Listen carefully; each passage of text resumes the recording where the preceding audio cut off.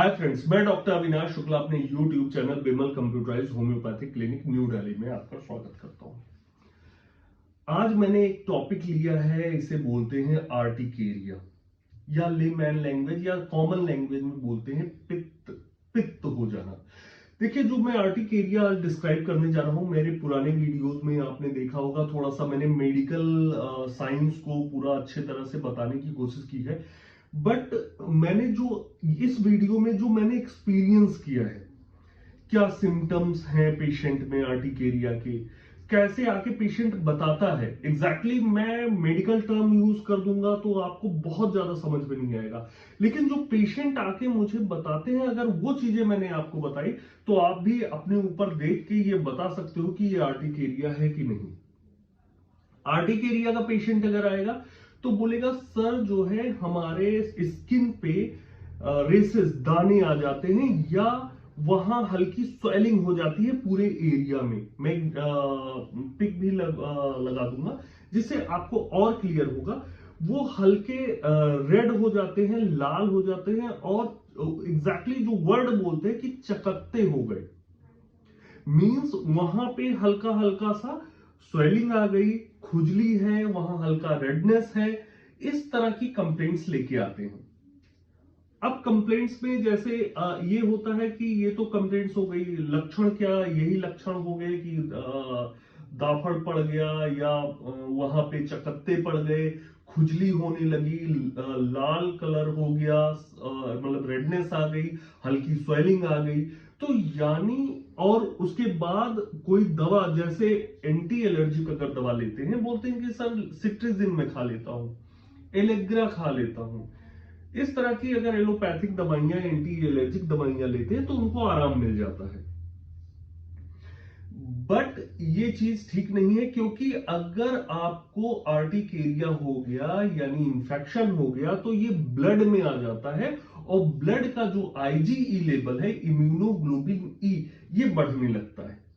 तो हम इम्यूनोग्लोबिन और इस पे नहीं जा रहे हैं, हम सीधा ये बता रहे हैं कि आपको क्या प्रॉब्लम होगी तो आप समझ पाओगे कि आर्टिकेरिया हो गया। आपको परेशानी क्या होने लगेगी कि आपको दाने पड़ जाएंगे, नहीं तो आपको चकत्ते या दाफड़ पड़ जाएंगे। ये लैंग्वेज पेशेंट की है जो मैं बता रहा हूं आपको। हल्की स्वेलिंग आ जाएगी, रेडनेस हो जाएगा, खुजली होगी, इस तरह की प्रॉब्लम होगी और धीरे धीरे पूरी बॉडी पे आ जाएगा। इवन बहुत सारे पेशेंट ऐसा भी बोलते हैं कि सर कल मैंने अंडे खाए थे, नॉन वेज खाया था, रेड मीट खाया था या सी फूड खाया था, उसके बाद प्रॉब्लम हो गई। कुछ मेरे पेशेंट अभी 2 दिन पहले एक पेशेंट आया कि सर मैं हरिद्वार गया था, वहां राफ्टिंग की, पानी में गया तो किसी कीड़े ने काट लिया। तो इंसेक्ट बाइट भी एक कारण है आर्टिकेरिया का। अगर बहुत ज्यादा पोल्यूशन है दिल्ली में, तो इस पोल्यूशन आप जानते हो बहुत ज्यादा है, तो यहाँ पोल्यूशन की वजह से भी आपको प्रॉब्लम हो सकती है। अगर प्रदूषण बहुत ज्यादा है तो स्किन आपकी यानी बॉडी आपकी प्रदूषण से जो एक एंटीबॉडीज बनाएगा, एक रिएक्शन देगा, उससे भी आर्टिकेरिया हो सकता है।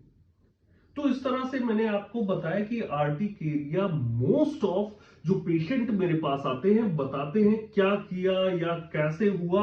उस मेनली कॉज की बात करें, कारण की बात करें, तो वो यही कारण बताते हैं कि पहला तो ये हो गया उनकी डाइटरी हैबिट की, डाइट में उन्होंने बहुत ज्यादा नॉनवेज लिया है, यानी मछली, अंडे, मटन, चिकन खाए हैं, लिकर लिया है, शराब ली है और सी फूड खाया है और बहुत ज्यादा या ऑयली स्पाइसी या कहीं पार्टी में गए मशरूम खा लिया, बहुत इस तरह की अगर डाइट लेते हैं तो आर्टिकेरिया यानी शरीर पे दाने दाफड़ इस तरह से पड़ने के चांसेस ज्यादा हो जाते हैं। इसको मेडिकल लैंग्वेज में जो बोलते हैं उसे बोलते हैं दाफड़, उसे बोलते हैं आर्टिकेरिया। मेडिकल लैंग्वेज में जो बोलते हैं वो आर्टिकेरिया बोलते हैं। ये तो हमने समझ लिया कि आर्टिकेरिया होता क्या है। आई होप आपको समझ में आया होगा कि स्किन पे इस तरह से जो चीजें आती हैं उसे आर्टिकेरिया कहते हैं। एक्जिमा एक अलग चीज है, आर्टिकेरिया अलग है। लोग बोलते हैं पित्त हो गया, पित्त का मतलब आर्टिकेरिया, जो मैंने अभी तक बताया है इसे पित्त भी लोग बोलते हैं। पित्त बोलते हैं, दाफड़ बोलते हैं, स्वेलिंग आ गई, एलर्जी हो गया, आर्टिकेरिया, इस तरह के वर्ड सुनने को मिलते हैं। और इस तरह की प्रॉब्लम अगर है तो ये आर्टिकेरिया में आता है।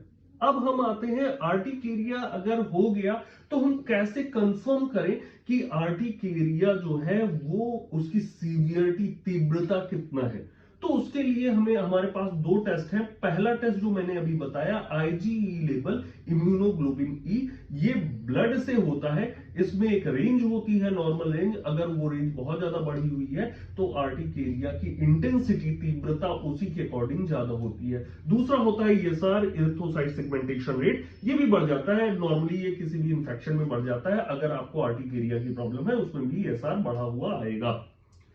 अब हम पार्ट करते हैं कि अगर आपको डायग्नोस हो गया कि आर्टिकेरिया आपको हो गया है, तो आप, बहुत सारे लोग क्या करते हैं, मेडिकल स्टोर पे जाके एंटी एलर्जिक मेडिसिन ले लेते हैं। जैसे लिवोसिट्रिजिन, एलेग्रा ले लिया, बहुत सारे एबल जो पहले आती है, मेनली वो सिट्रिजिन होती है, और अब तो और एडवांस आ गया है, लिवोसिट्रिजिन लेने लगते हैं, एलेग्रा और ज्यादा स्ट्रॉन्ग कंपोजिशन ले लेते हैं।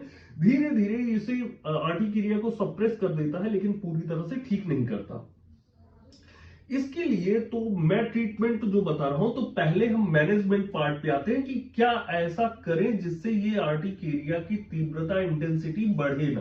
तो पहले डाइटरी हैबिट, अपनी डाइट को कंट्रोल करें। सी फूड नहीं लेना है, तेल, मसाले, लाल मिर्ची से दूर रहना है, यानी oily, spicy, red chilli, fast food, इस तरह की चीजों से दूर रहना है। अंडे, मछली, इस तरह से रेड मीट यानी फिश, एग, मटन, चिकन, इस तरह की चीजों से दूर रहना है। लीकर यानी ड्रिंक नहीं लेना है, और अपने बॉडी को क्लीन रहना है, हाइजीनिक रखना है, अपने बॉडी को क्लीन रखना है। और सोप जो यूज करोगे, साबुन जो यूज करोगे, उसमें जो है आपको, जिसमें बहुत ज्यादा ग्लिसरीन हो, क्योंकि इसमें स्किन बहुत ज्यादा प्रॉब्लम में आ जाती है, तो जिसमें ग्लिसरीन हो, जैसे पियर्स सोप आता है, और उसके बाद फिर जो पियर्स सोप है वो यूज कर सकते हो, डब भी यूज कर सकते हो। इसमें ग्लिसरीन की मात्रा ज्यादा होती है, इससे आपको थोड़ा आराम मिलेगा। आपको डेटॉल या जो बहुत ज्यादा सिंथेटिक या कॉस्मेटिक टाइप के, जिसमें केमिकल बहुत ज्यादा है, पीएच उनका इम्बैलेंस है, इस तरह के सोप से दूर रहना है। मैनेजमेंट मैंने बता दिया कि आपको बहुत ज्यादा डाइटरी अपना ठीक रखना है, जो डाइट मैंने बताया वो चीजें नहीं लेना। अब आते हैं कौन सी वो होम्योपैथिक मेडिसिन है जिसे लेने से आप बहुत जल्दी रिकवर कर जाओगे। पहली मेडिसिन है Ertiga urens 30। Ertiga urens 30 best medicine है आर्टिकेरिया के लिए। इसको कैसे करना है, कैसे लेना है, आधे कप पानी में 12 बूंद मिलाना है, और नाश्ते के बाद, दोपहर में खाने के बाद, रात में खाने के बाद लेना है। आपको दूसरी मेडिसिन बता रहा हूं, एपिस 200, एपिस मैलिफिका 200। आर्टिका यूरेंस के 10 मिनट के बाद आपको एपिस मैलिफिका 200 आधे कप पानी में 12 बूंद मिला के, ये भी ब्रेकफास्ट, लंच और डिनर के बाद लेना है। और इस एक और मैं मदर टिंचर बता रहा हूं, इचनीशिया क्यू। इसे क्या करना है, 100 ml कोकोनट ऑयल में पूरा 30 ml मिला लेना है, और पूरी बॉडी पे अप्लाई करना है। स्किन को ड्राई नहीं रखना है, जितना ड्राई रखोगे उतना आर्टिकेरिया के जो लक्षण है जो मैंने बताया है, वो सब चीजें बहुत ज्यादा होने लगेंगी, बहुत ज्यादा शरीर में ईचिंग होने लगेगी। बहुत सारे लोग तो बोलते हैं सर वहां पे हल्का रेडनेस होने के बाद हल्का हीट हो गई है स्किन, यानी वो इन्फ्लामेशन के साइन है, एलर्जी के साइन है, और पेशेंट परेशान रहता है रात। और एक चीज है कि अगर आपका टेम्परेचर चेंज होता है, बहुत सारे पेशेंट ऐसा आते हैं कि सर जब तक मैं ऑफिस में रहता हूं ठीक रहता हूं, जब घर पे आता हूं अपने कपड़े रिमूव करता हूं तो बॉडी का टेम्परेचर चेंज होता है, जिसकी वजह से आर्टिकेरिया और ज्यादा इंटेंसिटी से बाहर आता है, यानी इंटेंसिटी, लक्षण जो होते हैं बहुत ज्यादा बढ़ के आते हैं।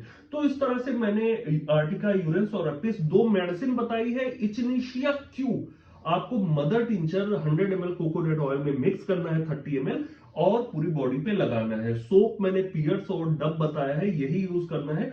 ये आप करिए, और एक बार आईजी लेवल और दूसरा ईएसआर अपना टेस्ट कराइए। अगर बहुत ज्यादा बढ़ के आ रहा है और ये मेडिसिन लेने से भी आराम नहीं आ रहा, तो एक बार होम्योपैथिक डॉक्टर के पास विजिट करिए जो वेल क्वालिफाइड है और उसने बहुत सारे केस अगर डील किए हैं, तो आपको बाय रूट जड़ से इस बीमारी से छुटकारा मिल जाएगा। अदरवाइज ये पूरी लाइफ आपको परेशान करता रहेगा। आप लिपोसिट्रिजिन और एलेग्रा और एबिल यही सब खाते रह जाओगे और आपको प्रॉब्लम होती रहेगी। इसलिए आर्टिकेरिया से बचने के लिए होम्योपैथिक मेडिसिन लीजिए, वेल क्वालिफाइड डॉक्टर के पास विजिट करिए, अपनी प्रॉब्लम पूरी बताइए, डॉक्टर आपको मेडिसिन रिकमेंड करेगा और आप धीरे धीरे रिकवर हो जाओगे। अपने हेल्थ का बहुत ध्यान रखिए। This is my analysis on urticaria. So next video के लिए मिलते हैं, तब तक के लिए बाय बाय।